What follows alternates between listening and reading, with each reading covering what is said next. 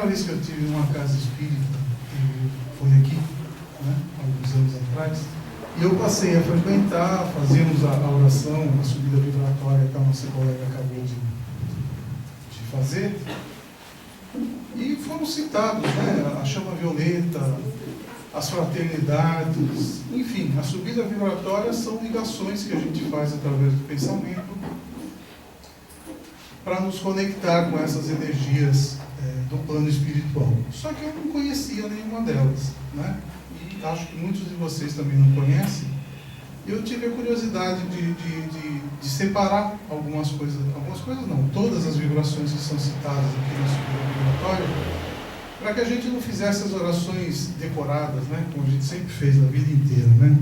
Então, a casa sempre prima pela fé raciocinada, para que vocês entendam o que estão fazendo, o que estão pedindo, a quem estão se conectando, não é mesmo? Então, eu vou falar um pouquinho sobre as entidades, né, sobre as forças superiores que a gente faz aqui na subida vibratória. A primeira delas é o mentor espiritual, nos ligando aos mentores individuais da gente, né? Nosso mentor espiritual, né? Mentor espiritual, anjo da guarda, como quer que vocês chamem. Mentores espirituais. Muitos pensam que seu anjo da guarda, ou espírito protetor, ser um ser elevadíssimo, um espírito superior. Isso é pura presunção. Seria o mesmo que pretendêssemos que o ministro da Justiça viesse para uma aresta, uma briga com o vizinho.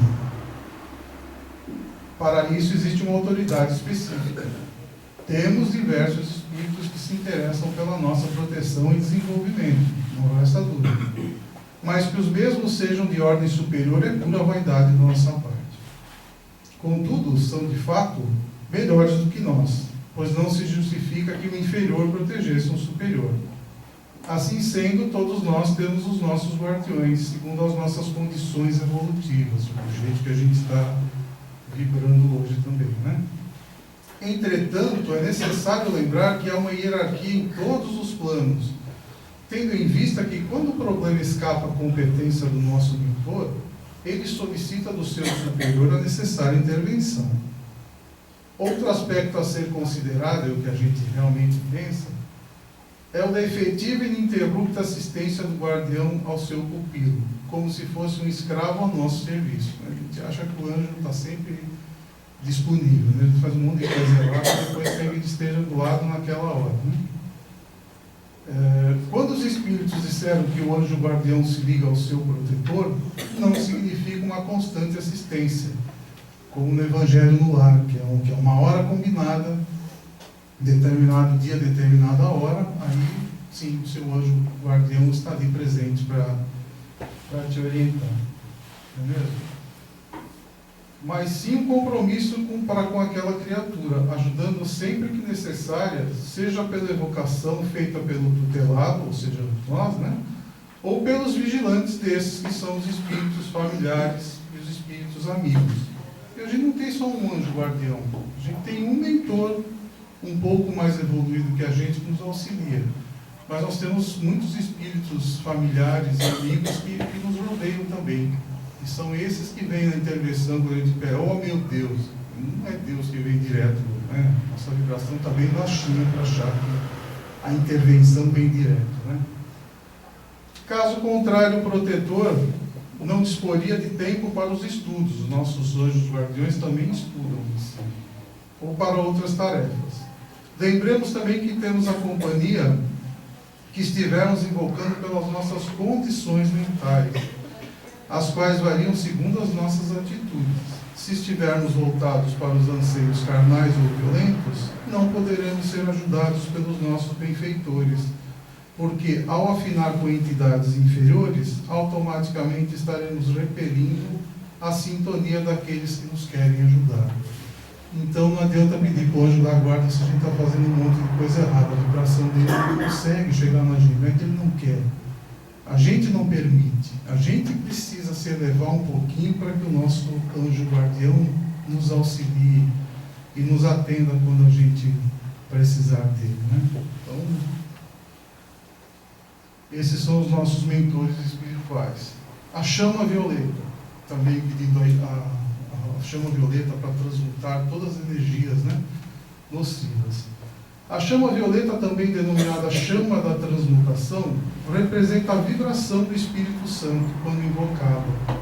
A sua ação cósmica é completa, transmutando o nosso karma, curando o nosso corpo e o nosso espírito e a nossa alma, elevando assim a nossa consciência, sintonizando-nos com os mais altos planos de amor, harmonia, prosperidade e cura. A energia da chama violeta elevada penetra o nosso sistema nervoso, nosso coração, nosso cérebro, alimentando assim a nossa energia, assegurando-nos uma vida melhor e eliminando as causas de nossas enfermidades e purificando o nosso sistema de todos os problemas físicos e emocionais. Este fogo espiritual consome não apenas a manifestação externa do nosso karma, como também consome as raízes e registros de vidas anteriores. Quando a chama violeta entra em contato com os nossos pensamentos e sentimentos contraditórios, como estresse, raiva, depressão e angústia, gera harmonia e positividade, liberando o poder ilimitado da presença de Deus. Então a chama violeta é muito usada nas mesas mediúnicas, né? Aqui na nossa oração inicial, quando você imagina a cor violeta, tínhamos aqui né, aquela cor roxa, né? Era o da nossa camiseta, né? A Nelly, alguns de nós estão com a camiseta da casa, por isso que ela tem aquela cor, não é por um acaso, né? É também o que está na cruz e no triângulo do Ramatiz ali. A chama violeta transmuta toda energia nociva e negativa. Então, quando você invoca o poder da chama violeta, quando você está nervoso, estressado, imagina você se banhando com essa luz violeta, que ela vai transmutar, ela tem esse poder de inverter a polaridade das energias negativas. Ok? Por isso que a gente fala que ela limpa as paredes, teto, piso, vai tirando tudo que tem de energia nociva, grudada nas coisas materiais. Depois a gente chama as falanges dos médicos socorristas. Muita gente não conhece o Dr. Bezerra de Menezes, né? Foi o que iniciou o espiritismo no Brasil, praticamente, por volta de... Logo depois de que Kardec morreu, Bezerra de Menezes já tinha no Brasil alguma noção do espiritismo, né? E ele foi considerado o médico dos pobres. Ele nasceu no Ceará em 1831, né? Veio para o Rio de Janeiro, era médico formado, e começou a trabalhar num hospital, entrou para a doutrina espírita, mas o Dr. Bezerra de Menezes é assim, a maior virtude do Dr. Bezerra de Menezes, que a gente invoca às vezes até nos trabalhos mediúnicos também, porque ele tem uma equipe de médico, de enfermeiro e socorristas que trabalham em todas as casas espíritas, né? Foi a doação que ele fez. O Dr. Bezerra de Menezes chegou a doar o próprio anel de formatura dele. Ele atendia os pobres, os indigentes, não cobrava nada, ele não conseguia, né? Ele era um médico homeopata. Imagina, em 1900 ele já trabalhava com homeopatia, para que as pessoas não tivessem gastos com remédios, né? Então ele chegou a doar o seu próprio anel de formatura para uma senhora e comprar os remédios necessários para a sua cura. Ele morreu pobre mesmo, tiveram que fazer uma vaquinha para enterrar o Dr. Bezerra de Menezes, né? Mas foi ele quem foi o iniciante do espiritismo, né? Ele conseguiu juntar porque ele estava na mesma época de Allan Kardec. Tal que Allan Kardec morreu, o espiritismo já estava entrando no Brasil. E no começo do espiritismo, codificado por Kardec, havia muitas correntes, né, de interpretação. E a espiritualidade inferior trabalhando para que isso se dividisse, né? Então, o Dr. Bezerra de Menezes conseguiu juntar no Brasil, ele foi presidente da fundação da Federação Espírita Brasileira, que existe até hoje, né? Ele conseguiu juntar todas as correntes, acalmar e pacificar todo mundo, né? Escreveu textos importantes sobre a doutrina, sobre a interpretação dos livros de Kardec, e morreu pobre, E ele já poderia, ele é um espírito ascenso já, né? Mas ele já poderia estar em esferas superiores. Mas o Dr. Bezerra de Menezes preferiu ficar na esfera espiritual do Brasil, dizendo que enquanto tiver um brasileiro com as vibrações inferiores, ele ia ficar no plano espiritual até resgatar o último, para que todos pudessem se elevar e pudessem passar por um planeta de regeneração, que é a próxima fase do nosso planeta Terra. Esse é o Dr. Bezerra de Menezes, a foto dele está ali, a pessoa que nos auxilia no seu trabalho de Cristo. Agora, a gente invoca Ramatiz, né? O nome da casa, aquela figura maravilhosa, né? Tem duas fotos de Ramatiz, mais ou menos da época que eu vou falar aqui. Ramatiz viveu entre os anos 1000 e 1100 da era cristã, numa região da Índia que pertencia ao Império Chinês. O pai era hindu, a mãe chinesa. Já era uma criança iluminada, de cabelos negros e pele cor de cobre, olhos castanhos escuros e iluminados. Já possuía grande sabedoria desde a tenra idade, que carregava de encarnações anteriores. Gostava de estimular as pessoas para irem em busca da verdade interior. E se tornou um verdadeiro guru, e acabou ingressando num dos muitos templos iniciáticos da Índia. Depois fundou o seu próprio templo, formou 72 discípulos antes de morrer, morreu muito novo, que já dominavam o método de magnetismo, que são os passes, imagina. A gente acha que passe depois do espiritismo, né? Astrologia, clarevidência, que é a visão dos espíritos, psicometria, que é ler através do toque, né, do objeto, sentir energia, radiestesia, que é o pêndulo, vocês já viram em algumas terapias, né? Tudo isso o Ramatiz já manipulava no ano de 1100, né? E já fazia o exercício da mediunidade com vidência e psicografia de mensagens que os instrutores espirituais enviavam naquela época. 18 desses 72 discípulos reencarnaram no Brasil e tiveram posições de destaque no desenvolvimento do espiritismo, sendo que um deles foi o médico e professor Ercílio Mais, que na década de 50 psicografou os primeiros livros de Ramatiz, que são 15, um pouco mais. Algumas de suas reencarnações, ou seja, Ramatiz, antes e depois desta reencarnação indiana, ele foi um grande filósofo atlântida, há 28 mil anos atrás, chamado Shri Ramati, no Templo do Sol e da Paz, quando conheceu também o espírito de Allan Kardec, também encarnado na Atlântida, né? E foi o sacerdote Amenófis do Antigo Egito, 1370 anos antes de Cristo. Foi filho do faraó Ramsés, e foi nesta encarnação que ele já tinha conhecimento da imortalidade da alma e da purificação através das sucessivas reencarnações, né? E seus ensinamentos buscavam mostrar as nítidas vantagens de espiritualizar a vida. Foi o matemático Pitágoras, né, o teorema que todos nós estudamos na escola, e na Grécia, no ano de 570, ele foi Pitágoras. Inclusive, Ramatiz foi um cabalista, né, que é a filosofia que estuda os números, né? Então, foi Pitágoras também, foi o grande matemático, tem toda a ligação, né? E foi Filon de Alexandria, no ano 30 da era cristã. Ele era responsável, era ele quem cuidava da biblioteca de Alexandria, que continha todos os livros antigos sobre a história da humanidade, e que o Império Romano mandou queimar por achar que eram os livros hereges. Foi essa época que Ramatiz conviveu com Jesus. Ramatiz teve uma encarnação contemporânea de Jesus. E Jesus foi treinado, foi estudar também, né? O tio de Jesus, José de Arimateia, custeava os estudos de Jesus. E um dos lugares em que Jesus estudou foi na biblioteca de Alexandria, que era próxima de Jerusalém. E era onde continham os maiores ensinamentos da humanidade, né? Então ali Ramatiz conviveu com Jesus na sua iniciação. Seus discípulos usam os conhecimentos adquiridos para ultrapassar as experiências físicas e sensoriais limitadas pela matéria, a apometria, que é a terapia que a gente utiliza aqui na casa, né? Respeitando todas as linhas espirituais para que sejam reveladas as verdades crísticas do mundo.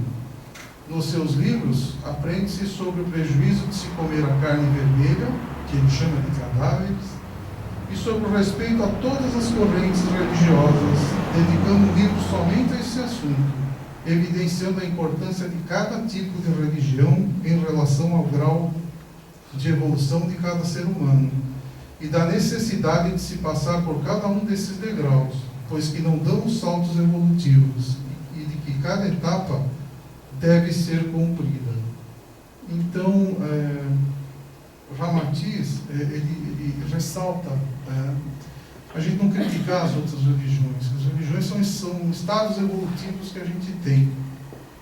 Então, assim, a igreja evangélica tem a dureza, mas consegue retirar pessoas drogadas só com a rigidez do que se manifesta nas igrejas evangélicas. Eles conseguem salvar algumas pessoas da droga, e todo mundo acha quase impossível, mas as igrejas evangélicas conseguem fazer isso, né?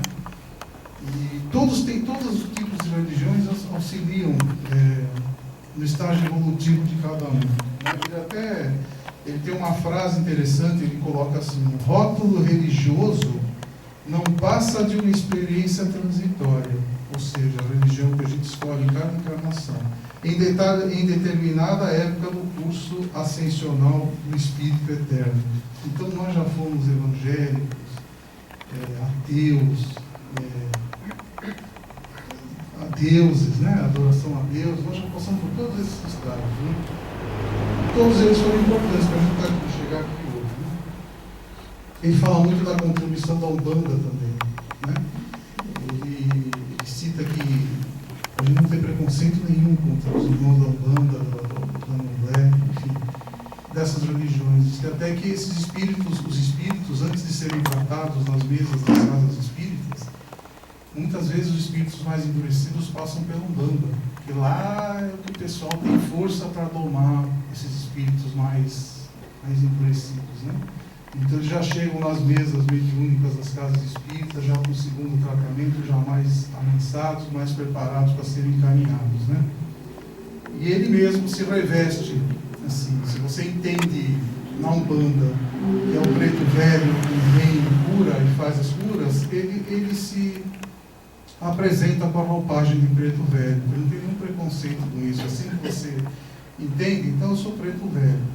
Se aqui a gente entende que ele é o Ramatiz, ele se apresenta nessa forma que a gente normalmente, costumeiramente vê, para que a gente acredite. Então ele não tem problema nenhum, tem preconceito nenhum em aparecer e ajudar, né? Tem falanges de Ramatiz que trabalham na Igreja Católica, ajudando onde a Igreja Católica pode ajudar os seus fiéis também, né? Então, sem preconceito nenhum.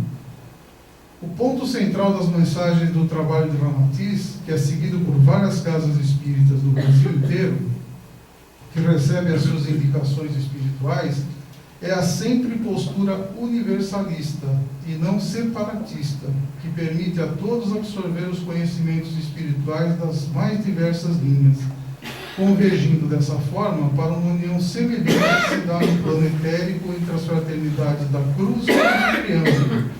Em 1969, o médium Ercílio Mais, que psicografa Ramatiz, recebeu comunicações que tanto Emmanuel e Chico Xavier, quanto Ramatiz e Ercílio Mais, e de outras equipes espirituais que virão posteriormente, que cada qual seria responsável por uma área espiritual específica, no sentido de construir um amplo movimento de unificação que resultaria na implantação no futuro de um só rebanho para um só pastor, Jesus Cristo. E ela se processará gradualmente e sem imposições. O universalismo cristão é um projeto da alta espiritualidade para adaptar o cenário religioso à nova era que virá. E depois a gente invoca a proteção da fraternidade, da cruz e do triângulo em Ramatiz, né? Que é aquele símbolo que tem no nosso escudo da nossa camiseta, né? Tem o triângulo e a cruz dentro, né? Vou tentar abreviar.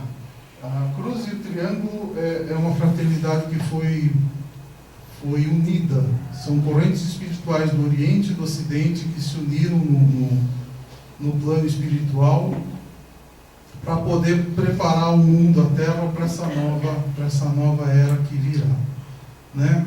Então tem a corrente ocidental, né, com os ensinamentos de Jesus, e a cruz a do triângulo, que é de filosofia oriental, que já tem filosofia reencarnacionista, todo mundo sabe, né? Índia, China, já fala em reencarnação há milênios, né? O mundo ocidental é que fala de reencarnação depois de Jesus, né? Essas duas fraternidades se uniram e hoje atuam no astral do Brasil para que esses trabalhos sejam feitos e não sejam separadas as duas correntes, que elas se unam e possam mostrar o ensinamento que os dois lados podem ter, né? Ela foi responsável pelo envio de Allan Kardec, Bezerra de Menezes e tantos outros espíritos. Foi tudo plano da fraternidade da cruz e do triângulo. E Ramatiz é um dos responsáveis por essa fraternidade. A fraternidade branca também, dos mestres ascensionados, né, que a gente invoca aqui na oração. A fraternidade hierárquica celestial branca, composta dos seres etéreos de luz unidos a Deus, o Elohim, os arcanjos, os anjos, os santos e os sábios mestres ascensos, que são filhos de Deus, já ascensos na luz, e unidos ao Espírito de Deus vivente, e que foram os exércitos do Senhor. Juntam-se a essa fraternidade os também 144 mil seres de Vênus, que se juntaram ao Amate Sanat Kumara. Sanat Kumara é o governador de Vênus, assim como Jesus é o governador da Terra. Vênus passou ontem entre a Terra e o Sol, né? E governador de Júpiter, para libertar a Terra das trevas. Fazem parte também da grande fraternidade branca os mestres ascensos que ainda não atingiram a ascensão total, indivíduos que lutam para ajudar a evolução das almas da Terra e encontrarem o caminho da luz. Essa é a fraternidade branca que também nos apoia nas mesas mediúnicas, a gente também pede invocação desses seres. Anjo Ismael, muita gente não conhece a história do Anjo Ismael, é o anjo protetor do Brasil. E Ismael tem uma história linda. Ele foi escolhido por Jesus para ser o protetor do Brasil, né? Então, por volta de 1470, Jesus, isso está escrito num dos livros que eu já fiz em uma palestra aqui, chama-se Brasil, Coração do Mundo, Pátria do Evangelho, né? A espiritualidade transcreveu através de Chico Xavier, teve permissão para passar como é que foi a história do descobrimento do Brasil, por que o Brasil foi descoberto e vai ser o coração do mundo e a pátria do Evangelho, né? Então, Ismael foi escolhido por Jesus para que escolhesse um novo lugar, porque Jesus, numa visita à Terra por volta do ano de 1470, viu que estava tudo que ele pregou quando ele esteve na Terra estava perdido, né? Estava ali por volta do ano 1100, 1200, as cruzadas, imagina, gente matando em nome de Deus, como se isso fosse possível, alguém matar em nome de Deus, né? E estava tudo torto, tudo errado, os ensinamentos estavam todos se perdendo. Então ele designou a Ismael que se achasse um novo lugar no planeta Terra para que ele pudesse transplantar o Evangelho, né, que ele plantou em Jerusalém e que não estava florescendo. Então Ismael falou para ele que tinha que ser nas terras novas, nas Américas, que ainda não tinham sido descobertas, né? A América foi descoberta em 1493, no Polo, né? Então Ismael falou para Jesus, olha, tinha que ser num novo continente onde não é habitado, onde não há vícios das civilizações que já estão desgastadas, né? Então Jesus sobrevoou toda a América com o anjo Ismael, e ele disse que Ismael apontou para o sul do continente, dizendo que ali deveria ser implantado o Evangelho. Ele apontou onde hoje é o Brasil. né, que tem o seu mapa em forma de coração, né, por isso que fala-se coração do mundo, pátria do Evangelho. Ismael lutou muito para povoar, lutou muito para que a escravidão não acontecesse, né, mas não teve jeito. Os portugueses foram aproximados da África para trazer os escravos do Brasil. Jesus queria que essa nova pátria fosse povoada por povos muito humildes, muito simples, para não ter essa viciação toda que já tinha, né? Então o anjo Ismael ficou desesperado de ver o massacre dos índios no início da colonização, o início da escravidão no Brasil, né? Então ele intercedia junto a Jesus o momento todo, que era dele a responsabilidade de fazer do Brasil a pátria do Evangelho, né? Foi ele quem intuiu Tiradentes, foi ele quem intuiu Dom Pedro I a fazer a proclamação da independência do Brasil. Depois, mais tarde, mandou um anjo Longinus, da mesma estirpe de Ismael. Foi Dom Pedro II, que veio para ajudar também na libertação do Brasil das amarras de Portugal, né, para que a gente pudesse seguir livre. E depois ele ajudou com a sua intercessão sobre a princesa Isabel para abolir os escravos, incorporando os negros à cultura do Brasil, libertando e fazendo parte da nossa população.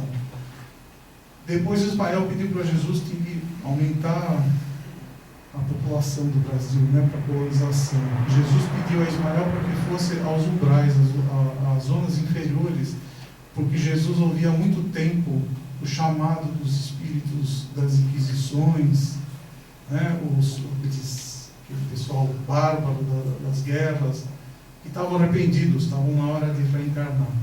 Então Jesus pediu para Ismael ir a essas zonas inferiores e resgatar esses espíritos, dizendo para eles que eles teriam o compromisso de refazer a pátria do Evangelho com todo o arrependimento deles, passando por grandes sacrifícios, né? Esses espíritos encarnaram e foram ajudando o Brasil até a sua independência, até a proclamação da República em 1889, né? E então são quase 500 anos que Ismael ficou junto a Jesus, conduzindo a colonização do Brasil e o progresso para que o Brasil se tornasse hoje o que é. Mas em 1900, ele cuidou da vinda também do Dr. Bezerra de Menezes, que desencarnou em 1900, né? E terminou com... falou, bom, está tudo feito, agora está nas nossas mãos, né? Porque a espiritualidade também não pode interceder o tempo todo para conduzir a gente, né? Então hoje nós estamos sozinhos para que a gente conduza e faça do Brasil realmente a pátria do Evangelho, né? Nunca houve um país com uma miscigenação tão grande, sem problemas de guerras, né? O Brasil teve a independência independência sem um tiro, né? O Brasil não expandiu o seu território sem nenhum tiro. Proclamação da República, não houve violência, né?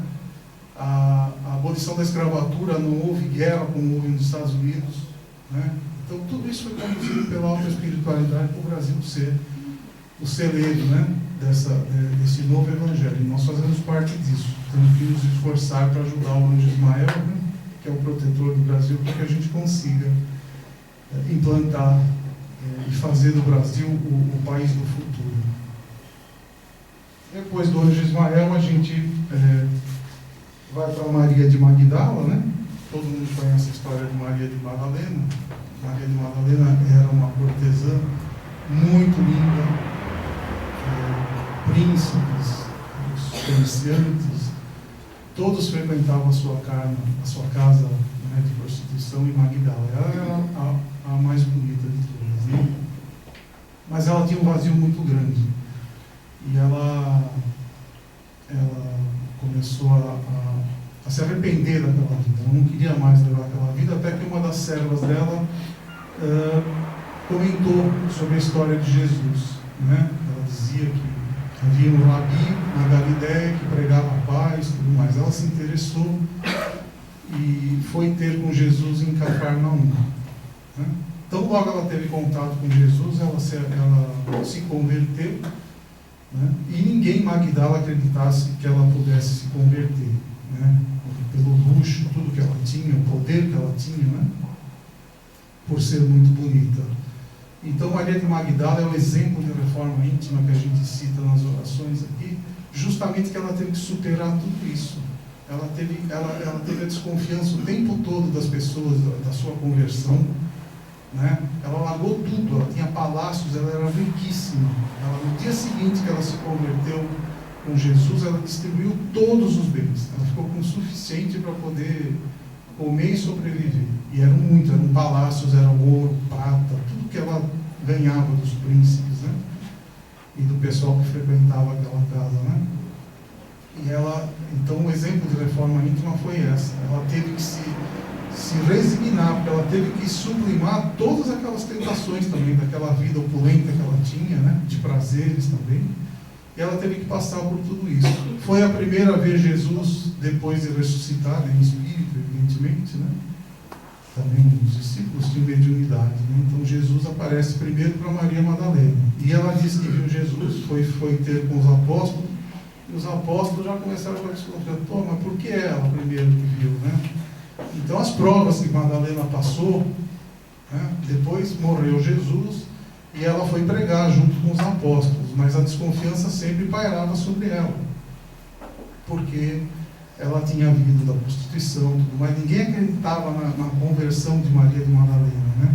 Então ela teve que passar por tudo isso. Esse é o exemplo de reforma íntima que a gente cita aqui na subida vibratória, para que a gente siga esse exemplo. Ela teve que persistir muito para mostrar que ela pôde se converter e mudar de vida, mudar de vibração.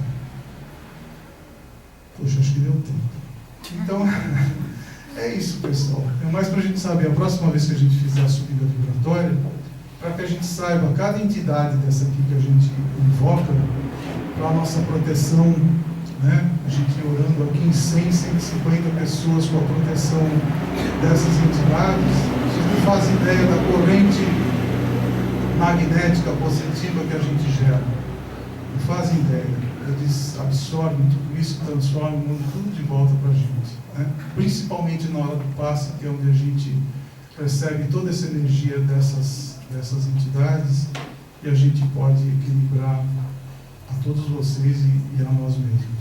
Ok?